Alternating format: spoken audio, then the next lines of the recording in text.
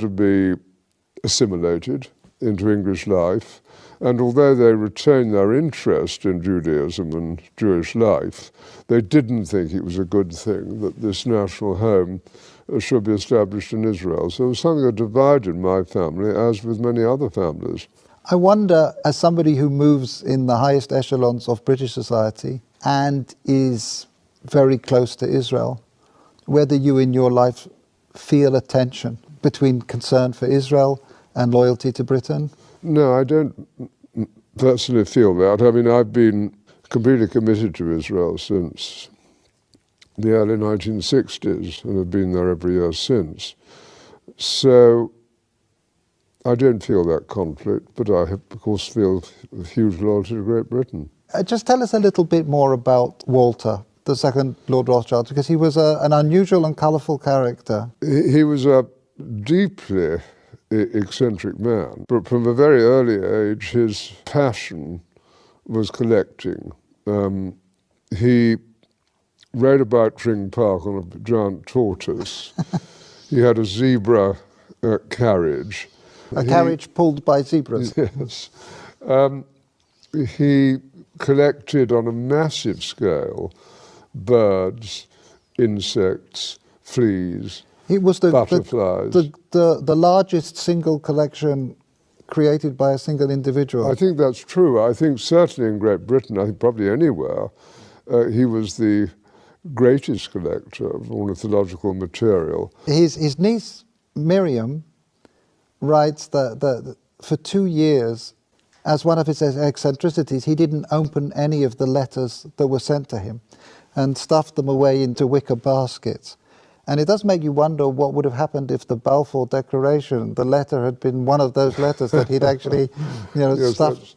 That's true. At that stage, and it's very difficult to quite understand why, he had taken a deep interest in what was happening about the possible Balfour Declaration. So maybe those letters would have got to the top of his file. I just want to revisit for a moment your cousin Dorothy, who you mentioned, who at an extraordinarily young age, still in her teens, played such a critical role as a go-between and a facilitator for Chaim Weizmann. Can you say a little bit about that? Well, she married my cousin Jimmy when she was 17. So this is your cousin Dorothy, Dolly. Yep, Mrs. James de Rothschild. And from her teenage years onwards, she was a major supporter of Israel, wasn't she? Major supporter. I mean, she worshipped her husband, who'd been deeply committed, son of Baron Edmore. It was due to him, I think, that she became interested. But once she became interested, she became passionately interested. After his death, she became even more committed. She just wanted to carry out his wishes and what he cared deeply about. And then she had her own personality, a deeply good human being who was quite unselfish. She devoted herself to this place, to Israel, and to a few friends, and had a wonderful life. And you can read letters from her to Weizmann and from Weizmann to her when she was only 17. And what she did, which was crucially important, was to connect up Weizmann with the British establishment. I think she also trained him in how to deal. She helped educate how to and it's conduct extraordinary himself. at that age, but she did sort of tell Weizmann, how to kind of integrate, how to insert himself into British establishment life, which he learned very quickly. So I'm here in the Waddesdon Manor archives, where there is a treasure trove of remarkable documents from the time of the Balfour Declaration. We have the correspondence here between the teenage Dorothy and her husband James, and it's really a love story. Here Dorothy is writing to James. She says, "Jimmy, I thought I would not like one day to pass without giving you a piece of news you have never heard before. I love you." But of course their correspondence wasn't just romantic correspondence. Here we have detailed letters describing her dealings with Zionist leaders, her advice and her suggestions regarding the conferences of the Zionist movement. And here we have a letter that the young Dorothy, still not 20, sent to Dr. Chaim Weizmann, where she's talking about the meetings that she's arranged for him. And as we've heard, she was helpful in training and preparing him to enter into the highest echelons of British society to advance the cause of the Zionist movement.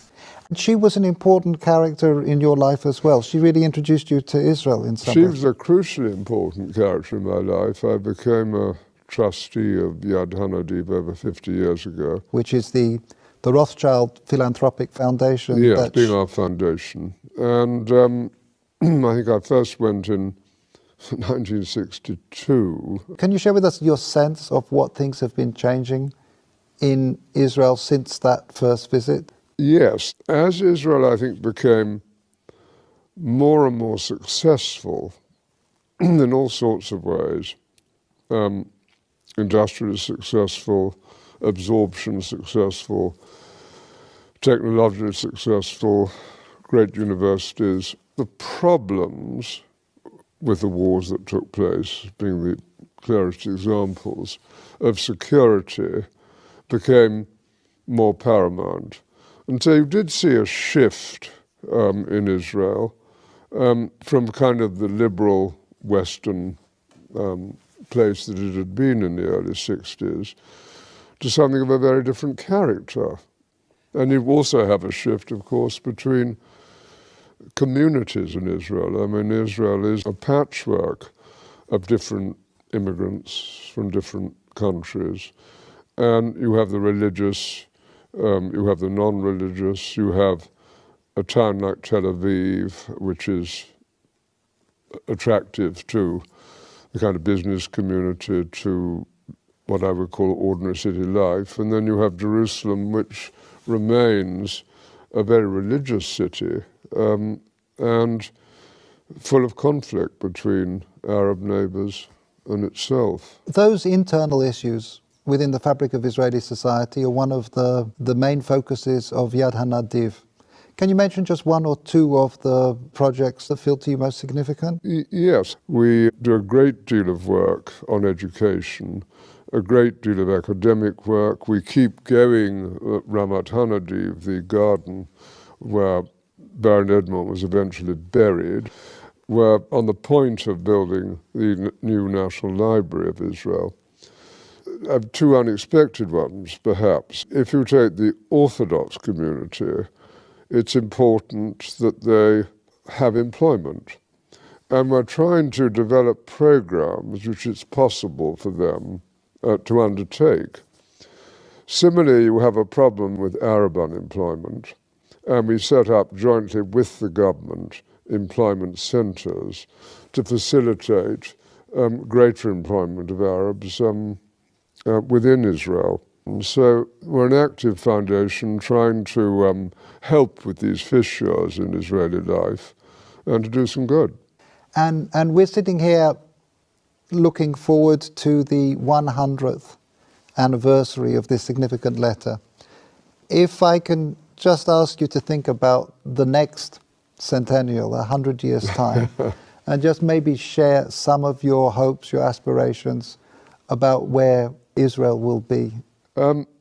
What does one hope for? One, of course, hopes for a peaceful relationship with Israel's neighbors, and that's going to be the most difficult matter of all to achieve.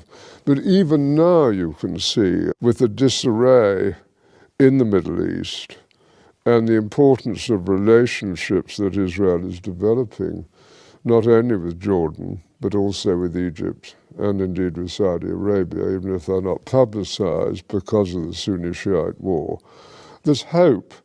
And I think if you take the need of Arab nations to have intelligence help, and if on the other hand you take compassion and generosity coming from Israel to Palestinian territories and its less fortunate neighbors, there are grounds for optimism, and I am an optimist. Lord Rothschild, thank you very much indeed. No, thank you. so